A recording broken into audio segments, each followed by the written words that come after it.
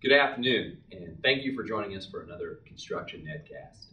My name is Scott Lowe. I'm a principal with Toronto Consulting Services, and today we're going to talk a little bit about documentation. I'm sure whenever you hear someone talk about the subject of claims or disputes or changes on a construction project, invariably you hear sort of the admonition that you have to properly document everything. And certainly nobody would suggest to you that you shouldn't. What they don't do a very good job, I think, is of telling you what to document. Invariably, whenever I listen to someone make a presentation about what to document, dispute or claim situation, ultimately what I hear myself hearing is document everything. And I suppose if you had the time and effort and could make the effort to do that, to write a book about every day of every project, that you really could document everything. But the reality is that on an active construction project, the folks who will be doing this documentation really don't have time to spend every minute of every day documenting. So what they need is a useful guideline to help them understand what it is they need to focus on, what really needs to be documented.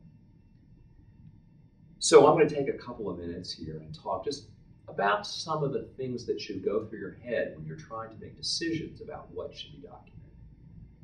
We're going to focus for this session on photographs. We're going to talk a little bit about what we should take a picture of, and we're also going to talk a little bit about some tips and techniques for making your photographs as useful as possible.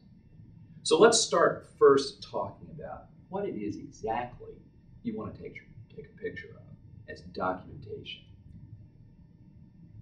Big picture, stepping back a second and looking at what the objective is with documentation. Documentation should support your view of the project and your position on a particular issue. Now, I'm not talking about sort of falsifying information so that it supports your position. What I'm saying is that what we're looking to extract from the project, what we're looking to record from the project, are events and facts that relate to what has actually happened and that are supportive, based on what's actually happened, of your position. And let me kind of illustrate that a couple of ways. The first way I'm going to illustrate is based on actually a dispute I was involved with many years ago. Matter of fact, the pictures are now long gone. And then I'll give you an example that's more recent, and I can show you a photograph that I think is relevant to that subject. But let's go first back into our Wayback Machine, and let me tell you a little bit about the situation that we were in the project we were involved with. The project involved the construction of the bridge. Bridge went from town on one side of a river to the other, and there were pretty substantial elevation differences from one side of the river to the other. Essentially coming off a cliff and going down into a floodplain. That's important. The bridge had a straight portion and it had a curved portion. In the straight portion of the bridge, the girders were precast concrete girders supported on very tall, slender piers. For the curved portion of the bridge, essentially the purpose of the curve was to take traffic kind of off this high-level bridge and bring it down into the town that was on the other side of the river. The curved portion of the bridge was supported on steel girders. During the course of construction, as they were constructing the concrete piers, these tall, slender concrete piers, there was a form blowout. And because of that, they had to demolish the pier that they had formed and poured, reform it, replace the rebar, and re-pour the pier. Pretty time-consuming process, and probably did hold up the work. On this very same project, however, they had a problem with the steel portion of the bridge. And in the steel portion of the bridge, there was a design error, and when the steel was brought out and put in place, it didn't fit. It had to be sent back and refabricated. and partially as a consequence of this, the project lost a winter as it related to that portion of the bridge. They couldn't pour the deck in the winter. So we get to the end of the project, and the contractor seeks a time extension and additional compensation for the delay that they allege was caused by the steel design error. And the owner's position was, well, okay, that probably was a problem, but really the cause of delay on this project was that, you guessed it, form blowout early in the project. So, how do we resolve this difference? Well, a detailed schedule analysis was done, and we were able to show that, in fact, yes, there was a form blowout, but that the delay associated with that form blowout was recouped by the contractor because the contractor worked weekends and overtime, etc., and made up the delay that they caused. However, with regard to the steel design error, that there was no way to make up that delay. And that delay, in fact, did hold up the project a substantial amount of time. But this was a technical schedule analysis, and as persuasive as such an analysis might be, the reality of it is it was very hard to see what the analysis showed. Now, it just so happens that during the course of the project, the contractor's project manager had taken two photos, two very important photos, and I think they absolutely illustrate the objective of documentation and the objective when we're taking a photograph.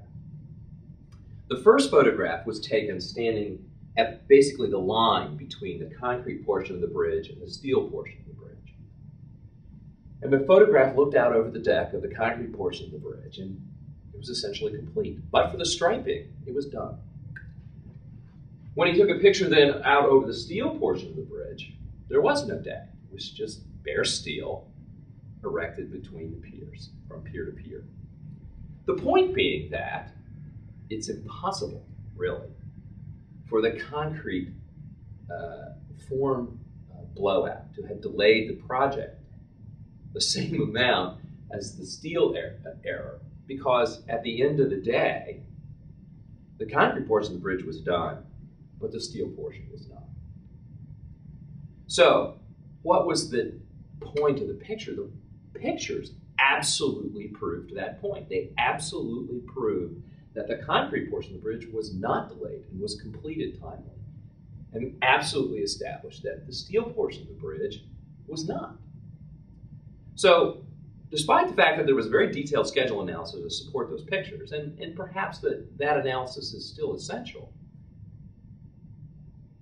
the thing that won the day in the negotiations was being able to show that not only do we have an analysis that shows that the project was delayed by the steel design error, we have pictures that absolutely establish that point too. So, what's the lesson learned? The lesson learned is that the documentation we prepare has to support or substantiate the position we're taking.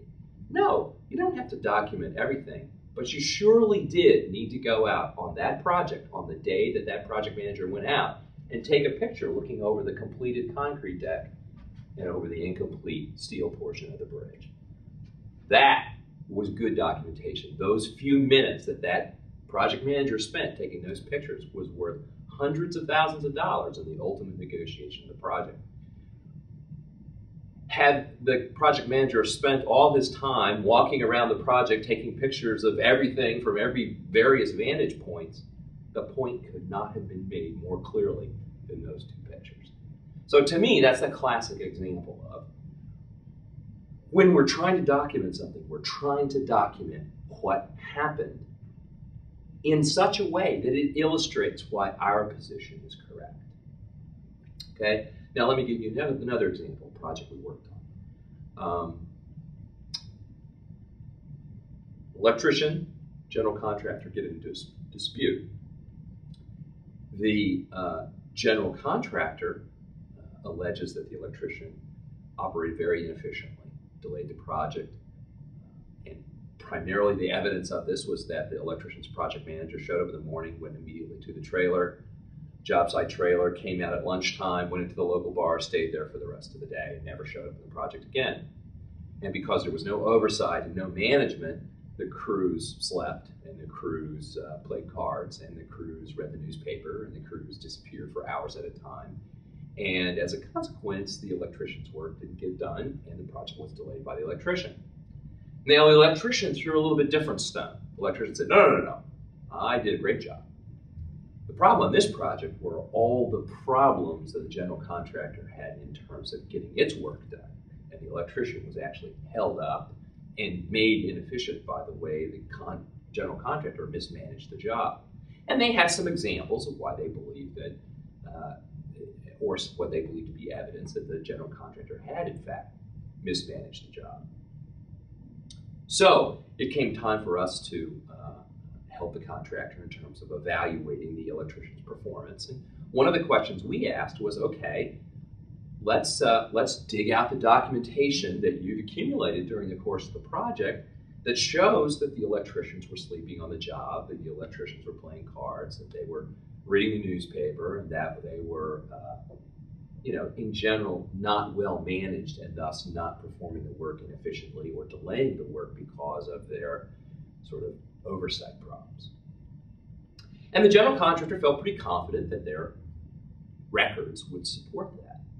And we dug through their daily logs and reports, and we dug through their meeting minutes, and we dug through the correspondence, and we dug through virtually every piece of paper we could find, and their photographs, trying to find the picture that proved, really, that what the general contractor said about the electrician's performance was in fact true. And the problem we had was that we were never able to verify that. We were never able to find a single piece of paper in the file for this project that showed or demonstrated or recorded that electricians were sleeping or playing cards or reading the newspaper or whatever else they were accused of doing. Now you might say, well, what would have been a great thing to have? Well, a great thing to have would have been perhaps this picture right here. I mean, this is a perfect example. The only thing that might additionally have helped would be able to show that this was an electrician. But I didn't find this picture, unfortunately, in the general contractor's records. But in order to prevail with regard to their allegations that the electricians were sleeping or playing cards or reading the newspaper, they really needed some documentary evidence that that was the case. A picture would be worth 1,000 words in that situation. So when we take pictures, when we do any kind of documentation, what we're trying to do, again, just to kind of repeat, drive it home here, is we're trying to document the things that really happened that are relevant to our position. If our position is that the electrician was inefficient because they were sleeping on the job, then we need a picture that says that, and we need daily logs and reports that say that. Okay? So that really is the objective of our documentation, the objective of the picture. Now, this picture actually illustrates some other sort of, I think, good points as it relates to photographs. Nowadays, on most projects, most likely, photographs are going to be taken digitally with a digital camera. That's just the nature of technology today. One thing you need to keep in mind, there is occasionally a question about the authenticity of a digital image. Apparently they're fairly easy to revise or mess with. There are software out there that helps you kind of establish a history for a record of a photograph so that people can have increased confidence that that photograph is in fact a good one and has not been modified. Also, I'm often reminded of the song Alice's Restaurant. And there's a line in Alice's Restaurant that talks about Officer Obie's 47 or 27 8x10 color glossies with circles and arrows and a paragraph on back describing the trash that had been thrown by the side of the road. But you probably don't need an 8x10 color glossy, and maybe the circles and arrows aren't completely necessary, but the paragraph on the back is extremely useful, because I can guarantee you that if you get to the end of the project and you've got no written description of what your pictures are picturing, you won't remember, and certainly somebody who hasn't been involved with the project isn't going to know what the photograph is of. So you do need some words to connect a photograph to a project or to connect it to the specific circumstances. Now this one, the kind of thing you're going to need to indicate really is the date the photograph is taken, if possible, an indication of who this is, so that ultimately this information can be verified. The location would also be useful, I think. So the point here is that a little bit of documentation accompanying a picture dramatically multiplies the value of the image. And this same digital software that I was mentioning also allows you typically to keep some kind of notes or records associated with the picture, so that the paragraph and the picture are together and verified. Now, some other things that are in this picture that are helpful, I think.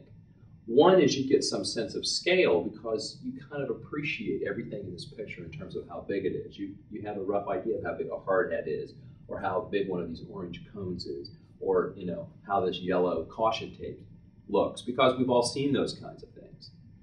But if there's a picture where you don't have anything that gives you obvious scale, you need to try and throw something into the picture that does give scale. A hard hat is oftentimes the most commonly available scale giver for a picture, and you shouldn't hesitate to put a person in your picture, or put a hard hat in your picture, or an engineer's scale in your picture to help give some people, the people looking at the picture, some idea of just how big or little it is. Beyond that, pictures are truly worth 1,000 words if you've taken pictures of things that are relevant to the issues that that are arising on the project and support the position that you're espousing. They're also helpful if you've thought a little bit about how you can frame them in a way that people can understand what they're a picture of, or alternatively that you've provided some kind of description, identification information, so that later on when we have to recreate the project, we'll know exactly how these pictures relate to the project itself and the overall dispute. So thank you very much for listening to our discussion of documentation, focusing on photography, and I hope you'll tune in to our next Construction Netcast. I'm Scott Lowe. I'd like to thank you for downloading this podcast. If you'd like to see more of these podcasts, please go to constructionnetcast.com. There you can download our complete collection of videos. You can also sign up for a subscription to receive a monthly video that will be accessible either via iTunes or other podcast software. Feel free to use that website to also offer any comments or suggestions for additional videos that you might have. Also, if you'd like to learn more about me or more about Troner Consulting Services, we urge you to go to our website, which is www.tronerconsulting.com. Thank you.